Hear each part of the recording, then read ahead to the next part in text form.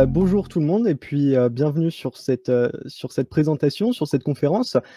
Comme, Garmin l'a dit, je vais introduire un peu cette partie, on va arriver dans quelque chose d'un peu plus technique et le sujet de cette conférence, c'est une introduction aux JWT, c'est-à-dire les JSON Web Tokens. Donc au sommaire de cette présentation, je vais commencer par me présenter rapidement pour que vous sachiez quand même qui est votre interlocuteur. On va ensuite commencer par voir qu'est-ce qu'un JWT concrètement. On va voir ensuite à quoi servent ces jetons-là, à travers différents exemples. Donc d'abord un exemple de système d'authentification très basique, donc là que n'importe qui pourra connaître si c'est connecté, sur un site internet avec son email et son mot de passe. On va parler ensuite des sessions, stateful, stateless, donc je vais revenir là-dessus, hein, pas d'inquiétude si vous ne connaissez pas ça. Et on va voir du coup concrètement où intervient ce JWT, ce fameux token. On va également voir comment ça marche, donc parler de la structure d'un JWT, de la sécurité, et voir un petit exemple d'intégration en PHP, avant de conclure là-dessus, de vous donner quelques infos pour aller plus loin, et on fera sur le temps restant une petite session de questions-réponses. Donc cette présentation, je tiens juste à le préciser, pardon, on arrive dans quelque chose d'un peu technique, mais le but c'est vraiment de vous donner une introduction à un outil, à quelque chose qui pourrait vous servir en tant que développeur si vous êtes amené à travailler avec ces outils-là, avec le JWT, vous allez voir à quoi ça va vous servir. Mais en tout cas, voilà, il n'y a pas besoin d'être un expert dans tel ou tel domaine pour pouvoir suivre cette présentation. Donc, pour me présenter rapidement, du coup, comme vous l'avez peut-être vu, je m'appelle Boris Flech, j'ai 21 ans et je suis passionné d'informatique. Ça, c'est vraiment la petite présentation bateau. Pour aller un petit peu plus loin, mon activité entre guillemets principale, c'est que je suis étudiant. Je suis étudiant en master en informatique à Dublin, au Trinity College de Dublin. J'ai cofondé une entreprise dans laquelle on fait essentiellement du développement informatique sur mesure. Donc, c'est une entreprise qui s'appelle Single Quote. Et pour ma part, je vais essentiellement faire du développement web au niveau de mon activité pro avec différents langages, que ce soit PHP, Node.js, Python, mais il y a encore plein d'autres choses. Là, c'est vraiment juste pour donner les principaux. Je suis également youtubeur et formateur sur mon temps libre, donc ça, c'est vraiment des activités que je fais à côté. J'ai fait pas mal de tutoriels sur YouTube. Il y en a peut-être qui m'ont croisé à gauche à droite sous le pseudonyme de PrimeFX. Je fais en ce moment plus de vidéos, mais par contre, je fais des lives toutes les 2 semaines, voilà, sur de l'analyse de sites. Donc, on analyse des sites de personnes qui nous proposent leurs projets. J'ai fait quelques formations sur Udemy également et de la formation en particulier pour des organismes de formation. Mais là, c'est vraiment des activités qui sont annexes. Voilà, donc j'espère pas avoir été trop long sur cette petite présentation. On va rentrer du coup dans le vif du sujet en commençant par voir ce qu'est concrètement un JWT. Donc un JWT, si on veut vraiment résumer la chose, c'est un jeton sécurisé. Voilà, il n'y a pas plus court et plus concis comme définition qu'on puisse faire, mais pour aller un petit peu plus loin, JWT, c'est l'acronyme de JSON Web Token. JSON, c'est lui-même l'acronyme de JavaScript Object Notation. Donc ça, c'est simplement un langage de structuration de données qui va nous permettre d'écrire un certain nombre, de structurer, si vous voulez, des informations. C'est ce qu'on voit juste ici. Vous voyez que j'ai écrit événement async.conf, organisateur de .graven, etc. C'est simplement une sorte de langage de structuration de données, donc de structuration d'objets même plus précisément. Et ici, vous avez un petit affichage d'une représentation un peu plus visuelle de ce qu'on a écrit juste ici sur le côté. Donc ça, c'est pour le JSON, voilà, il n'y a pas besoin de savoir beaucoup plus à ce sujet-là. Et finalement, token, c'est simplement la traduction littérale de jeton, et évidemment, je vous épargne la traduction de web, mais en tout cas, voilà pour l'acronyme JWT, et il faut savoir que ces jetons-là, eh bien, ils reposent sur un open standard, qui est l'open standard RFC 7519. Alors, c'est l'image que je vous ai mis juste ici, je vais prendre le petit pointeur, voilà, c'est l'image qui est juste ici, ça peut paraître un peu barbare comme format, un peu archaïque, on va dire, mais en fait, c'est ce document-là qui est pas très long d'ailleurs et qui va contenir la spécification des JWT, c'est-à-dire vraiment toute la partie technique sur comment ça marche, comment ça fonctionne et comment les utiliser. Donc ce document-là, il date de mai 2015. Alors ça peut paraître ancien pour ceux qui ont l'habitude des frameworks qui arrivent tous les quelques années, mais en fait 2015 pour un jeton comme celui-ci, pour un protocole en quelque sorte, c'est quand même relativement récent. Et on s'en sert toujours énormément d'ailleurs à l'époque actuelle. C'est d'ailleurs pour ça que je vous en parle aujourd'hui. Et la dernière petite chose à savoir, c'est qu'on prononce communément ces JWT, donc je dis JWT depuis avant, en fait ça se prononce communément JOT, donc on parle de JWT, JSON Web Token, JOT Token, JWT Token, voilà, tout ça c'est des synonymes, c'est vraiment utilisé pour désigner la même entité qui sont du coup ces JOT Tokens. Donc Maintenant qu'on a vu grosso modo, ce qu'était un jot token, donc juste dans la partie, vraiment très très conceptuelle, enfin la partie très théorique, on va voir à quoi ça sert. Pourquoi on a besoin d'utiliser des jetons sécurisés qui contiennent du JSON. Alors le petit logo que vous avez ici, c'est le logo, officiel, hein, des JWT. Et ce que je vais vous présenter, la première chose ici, on arrive dans un tout petit peu de technique, mais vous allez voir que c'est rien de bien compliqué. Si vous avez un système d'authentification très basique en PHP, voilà à quoi ça pourrait ressembler. Alors j'ai préparé d'ailleurs plein de petits schémas comme ça, hein, histoire d'illustrer un petit peu, mes propos. Ici, si on a un petit exemple en pseudo PHP, puisque là c'est vraiment très simplifié, si un utilisateur se connecte sur votre site internet et que vous avez besoin de traiter la connexion d'un utilisateur en lui demandant par exemple son adresse email et son mot de passe, eh bien vous allez pouvoir vérifier si l'email et le mot de passe sont présents. Dans ce cas-là, on va tenter de connecter l'utilisateur, donc ici login, email, password, on va tenter de connecter l'utilisateur avec ces informations. Et si l'utilisateur est trouvé, donc dans cette variable ici user, on va enregistrer cet utilisateur dans ce gros bloc ici, session user. Et session ici, c'est ce qu'on appelle une variable de session. C'est ce qui va permettre d'enregistrer des informations sur l'utilisateur dans notre session. Et ce mot de session, ce concept de session, il va vraiment être très important ici. Donc je vais revenir dessus juste après. Et en dessous, là, bah, le else, c'est simplement si l'utilisateur n'a pas été trouvé ou s'il y a eu un problème lors de la connexion, eh bien on va pouvoir lui afficher une erreur d'authentification.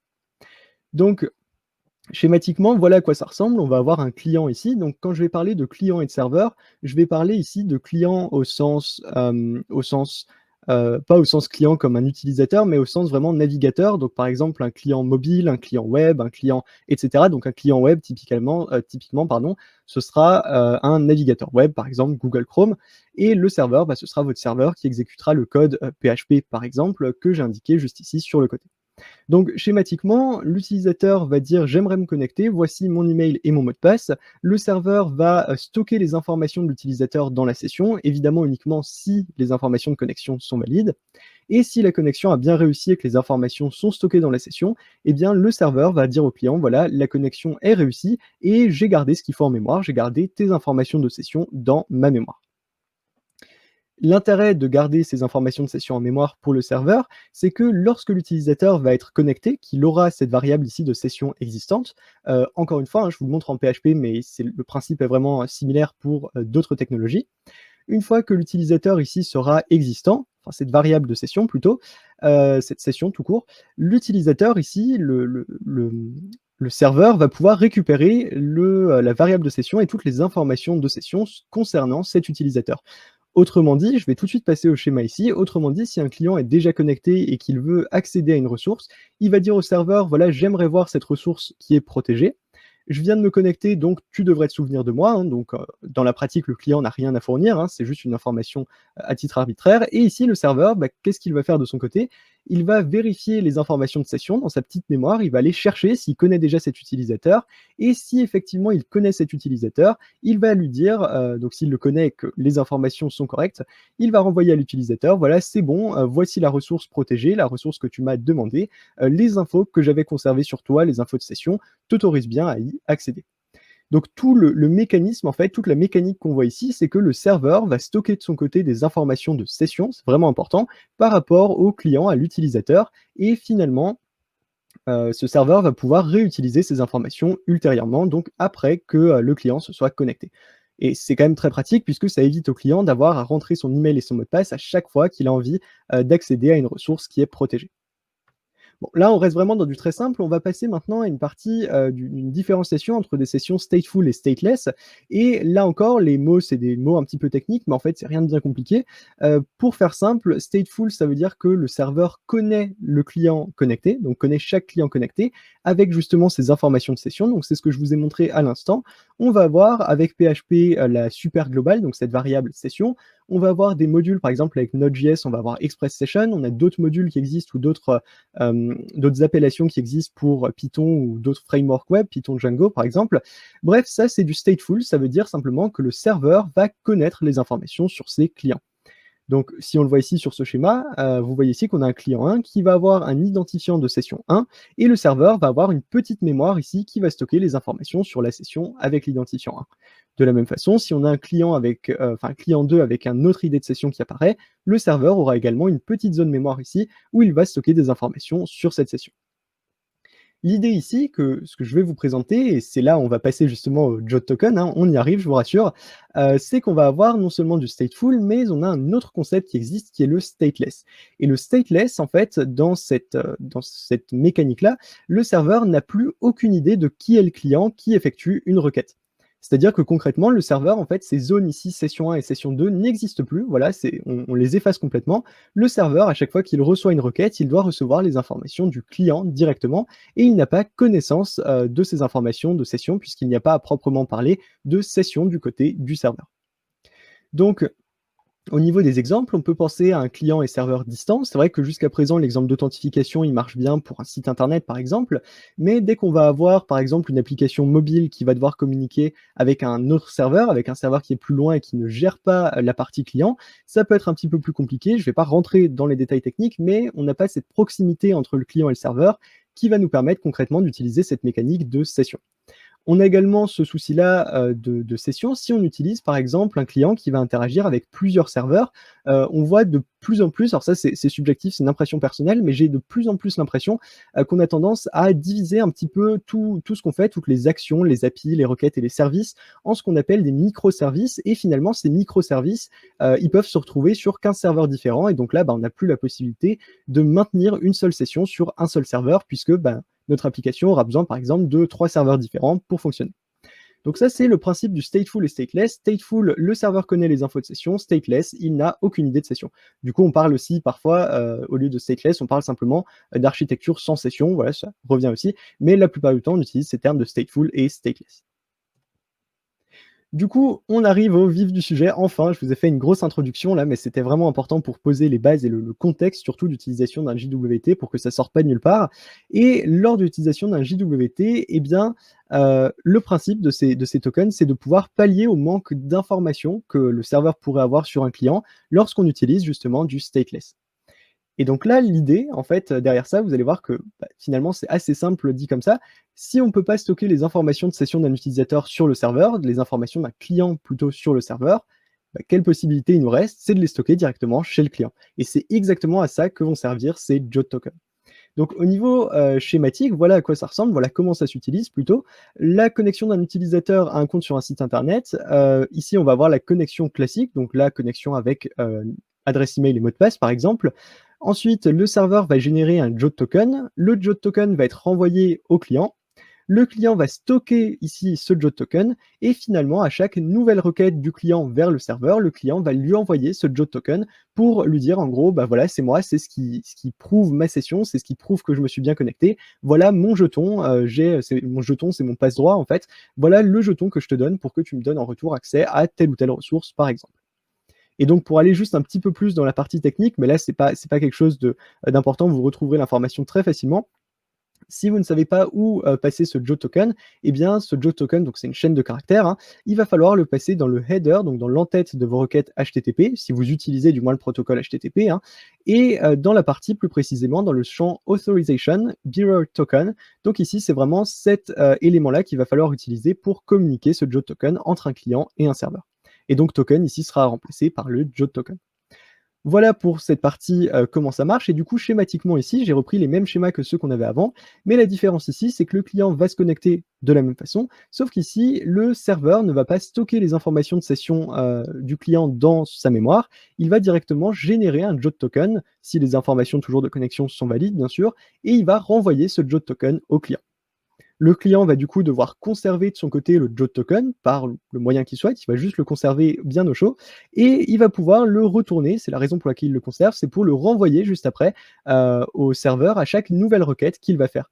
Autrement dit ici, au lieu, que le serveur vérifie ici dans les informations de session si l'utilisateur s'est bien connecté, ici je rappelle que le serveur n'a aucune aucune connaissance pardon, je vais y arriver, aucune connaissance de la session de l'utilisateur, eh bien, il va se référer au JWT token qu'il a reçu lui-même de l'utilisateur et finalement, si le JWT token est bien valide, il va pouvoir renvoyer la ressource, au client.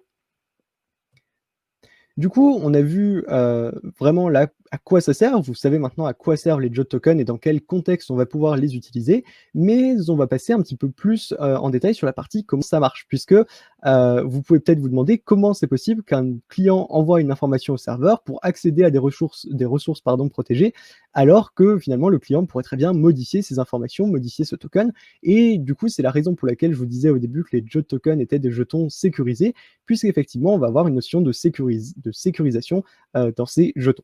Donc avant ça, on va parler de la structure d'un JOT token. Il faut savoir qu'un JOT token est donc composé en 3 parties, et la première partie que vous voyez en rouge ici, ça va être l'entête du token.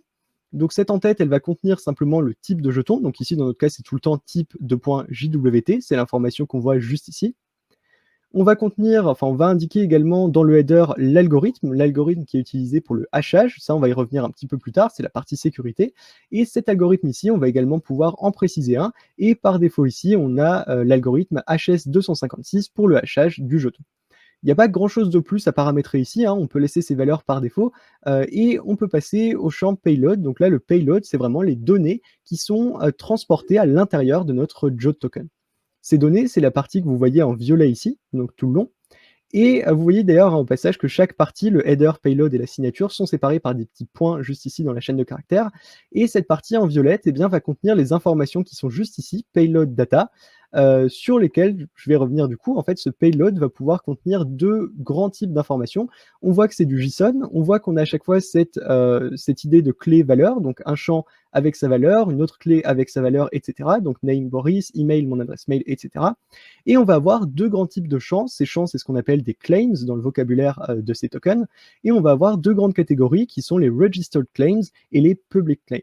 Alors registered claims, ça veut dire, ce sont simplement des champs qui sont spécifiés par la spécification du coup que je vous ai présenté avant.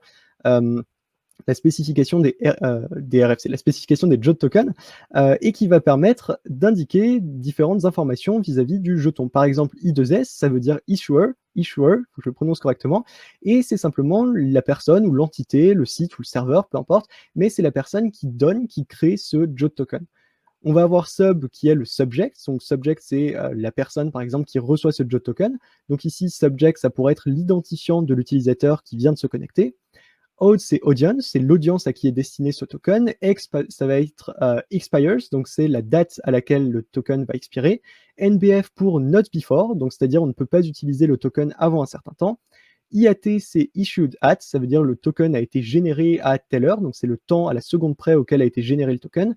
Et finalement, GTI, c'est le JSON Token Identifier. Il me semble que c'est ça, mais en gros, c'est un identifiant pour le JOT token que vous allez pouvoir lui attribuer. Donc j'ai fait un tour sur chacun de ces champs. Évidemment, vous retrouverez ça très facilement si vous voulez construire vos JOT tokens. Vous n'êtes pas du tout obligé de retenir ça par cœur, hein. Mais l'intérêt en fait ici, c'est qu'on va voir que ça va nous apporter une certaine sécurité sur notre JOT token. Et à côté de ça, on va avoir les public claims comme le nom d'utilisateur, l'email, etc. Et dans mon cas ici, vous voyez que j'ai passé par exemple name Boris, email mon adresse email, IAT ça va être le temps auquel le jeton a été créé en secondes, et EXP ça va être le moment auquel le jeton va expirer également en secondes. Donc ici, les secondes indiquées, ce sont des timestamps. Et finalement, la dernière partie de ce token, ça va être la signature, qui va permettre en fait la vérification ou la vérification de l'authenticité plutôt de notre token.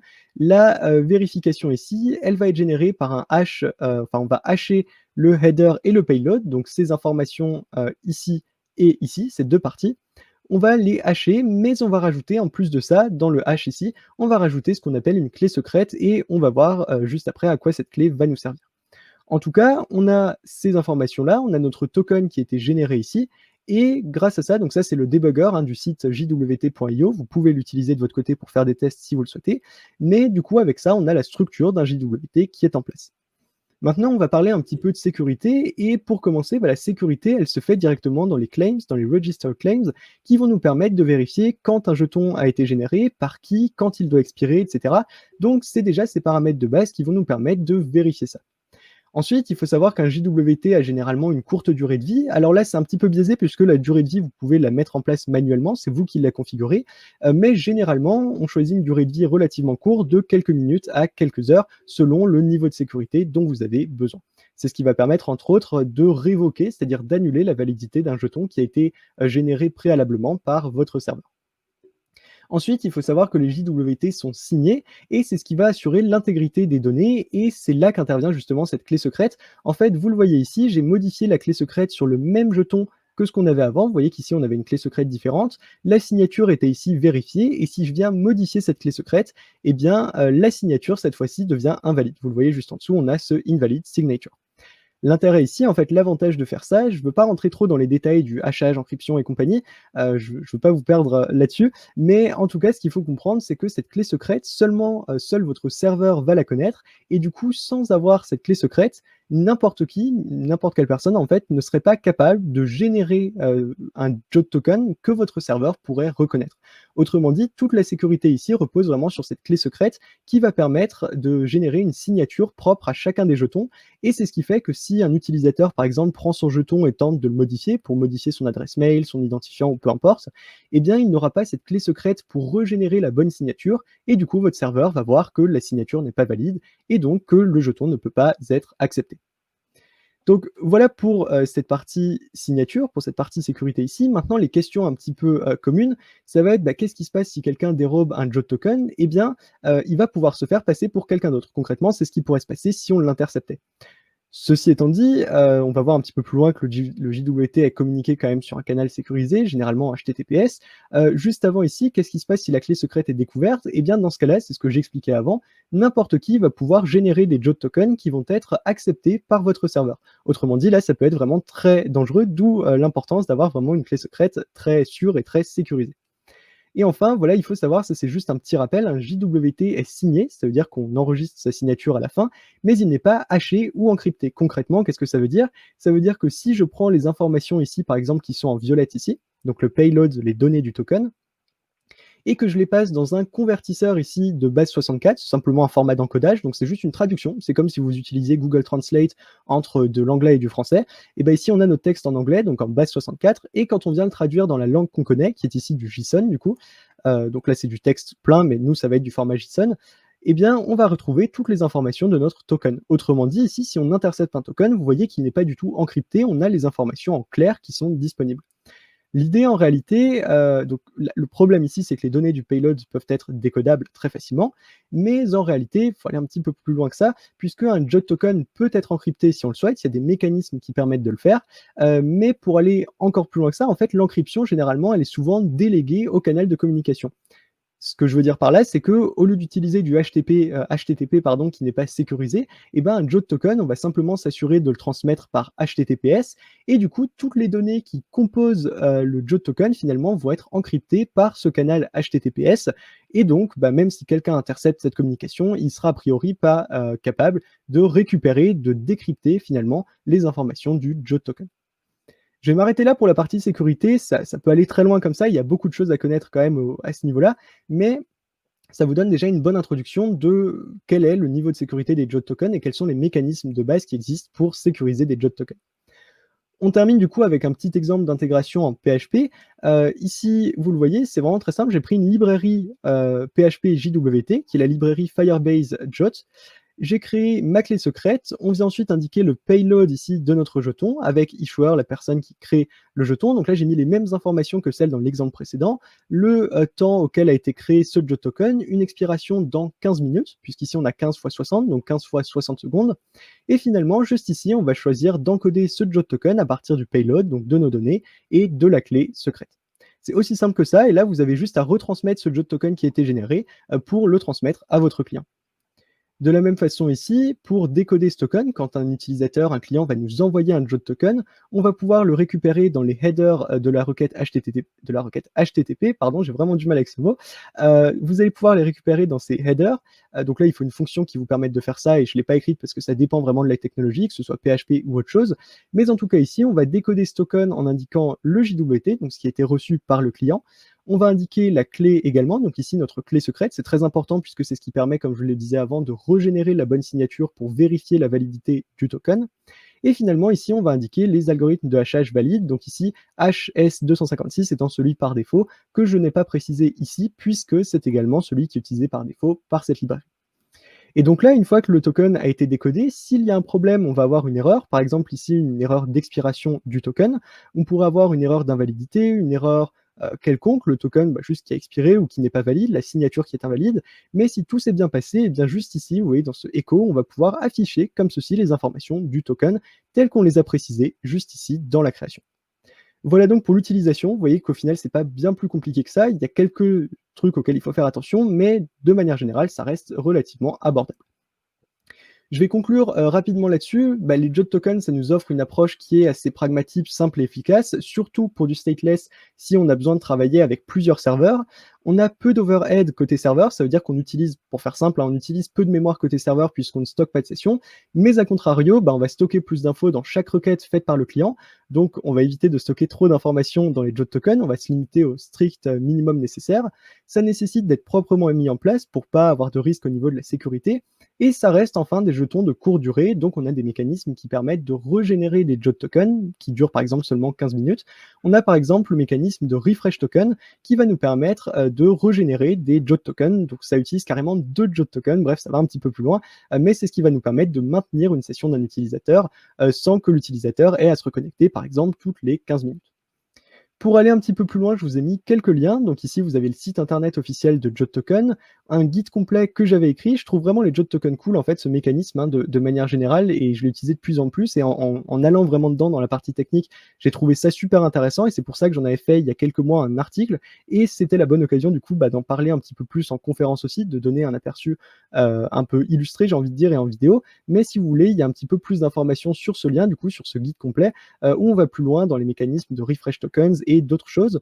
J'ai fait un article également sur la différence entre encodage, chiffrement et hachage, puisque beaucoup de gens confondent un petit peu ces termes, et c'est bien de remettre un petit peu les idées au clair sur à quoi ça sert et à quoi ça ne sert pas. Et finalement, vous avez énormément, très honnêtement, de ressources sur le net. Vous avez des ressources de Auth0 qui a fait un très bel article aussi pour commencer avec les JSON Web Tokens. Vous avez la spécification que vous pouvez tout à fait lire. Elle n'est pas très longue, elle est assez technique, mais franchement, c'est pas horrible non plus à lire. Donc, si vous avez envie d'y faire un tour, franchement, faites-le. Et finalement, merci à toutes et à tous d'avoir suivi cette présentation. On arrive déjà à la fin. Si vous avez des questions, surtout, n'hésitez pas à les poser. Je vais tenter d'y répondre sur le peu de temps qui reste. Et si vous voulez me suivre sur Twitter, c'est @borisflesh, sur YouTube, PrimeFX. Et si vous voulez m'envoyer un mail, boris@singlecode.net. Et je pense que j'ai fait le tour. Du coup, je vais quitter cet écran-là et je vais venir regarder s'il y a des questions. Alors, existait le principe de refresh token comme en OAuth? Alors ouais, c'est ça en fait, c'est un petit peu ce que je voulais dire par là avant, c'est que tu vas pouvoir créer en fait 2 JOT tokens indépendants, et il y en a un qui va avoir une longue durée de vie, mais dont tu vas stocker une partie des informations en base de données. C'est un peu l'idée, et tu vas pouvoir du coup vérifier la validité comme ça de ce token. Il me faudra un schéma sous les yeux, mais tu pourras vérifier la validité de ce token et rafraîchir. On dit rafraîchir, mais en fait tu régénères un nouveau JOT token de 15, 20, 30 minutes par exemple avec ton refresh token. Donc ouais, ça existe. Brin pratique pour faire l'autocorrection pour une API, non, en PHP Symfony classique. Ouais, c'est génial. En fait, moi, c'est de là que c'était parti, c'est qu'on travaillait de plus en plus, comme je disais, la partie subjective, on travaillait de plus en plus avec plein de microservices sur 15 serveurs différents. Et en fait, il y avait un seul serveur qui gérait l'authentification, donc c'était pour des projets perso ou des projets de clients. Et en fait, oui, pour gérer des APIs, c'est vraiment super pratique d'avoir ce genre de mécanisme. Ouais. Super intéressant, j'ai tout compris. Ah bah super, merci beaucoup pour le retour. Explication très claire. Merci beaucoup, ça fait plaisir. Écoutez, je suis content que ça vous ait plu. Mon talk, gaffe aux traductions littérales, genre librairie ou encryption. Ouais, je sais, mais tu sais ce que c'est le pire? C'est que encryption, j'explique dans l'article que j'ai cité avant, là, que j'ai fait entre chiffrement, hachage, et cetera. J'explique bien les anglicismes, les différences, et le pire, c'est que je les réutilise moi-même. Alors, c'est un petit peu honteux, je te l'accorde, mais oui, librairie, c'est une bibliothèque, si on le traduit littéralement, et encryption, c'est le chiffrement. Si je dis pas de bêtises, je mets des pincettes dessus, mais je crois que c'est ça. PHP, c'est pas un JOT token, mais le principe s'en rapproche un petit peu puisque tu as un hash de session que ton client, que ton navigateur il l'envoie pas vraiment, mais c'est PHP ou un autre, enfin PHP dans ce cas-là, qui va gérer cette session en se servant de ce PHP CSID. C'est plutôt un genre de hash qui gère ta session. Je sais pas comment l'expliquer comme ça là tout de suite, mais en tout cas le principe, ouais, c'est un hash de session, mais c'est quand même pas un JOT token parce que tu stockes aucune information à l'intérieur, aucune information sur toi-même, sur le client. Ton serveur d'identité préféré? Attention à la réponse. Ah franchement, honnêtement, J'aurais tendance à dire Auth0, mais c'est un peu biaisé, c'est juste parce que j'ai passé un temps fou sur Auth0 en fait. Parce que j'ai dû c'est même pas que j'ai pu, c'est que j'ai dû en fait l'implémenter, j'ai été forcé et vraiment ouais, j'ai bouffé du Auth0, beaucoup moins que les autres. Donc Auth0 pour moi.